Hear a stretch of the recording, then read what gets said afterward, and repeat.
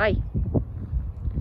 Bo día, eu son Isidro de Catro Ventos Editora, unha editora dedicada á publicación de libros en galego, alrededor dos eidos de economía social, ecoloxía, consumo responsable, dereitos humanos e crianza alternativa.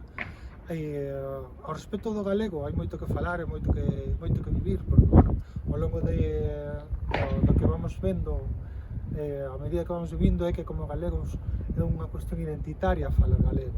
E moitas veces o que resulta incluso complexo é ter que defender algo que é tan innato a un, que é parte intrínseca da súa identidade e da súa filosofía. É moi estrano moitas veces atoparse con persoas que viven en castelán cando os seus pais falan en galego ou viven en galego, e é un pouco un desleixe de cara a unha cuestión cultural. Eu animo a xente sempre a facelo, porque da mesma maneira que se reivindican outras cuestións que son identitarias, como pode ser a paisaxe, como pode ser o lugar de nacemento, a lingua fai que este vivo o que nos fai ser galegos.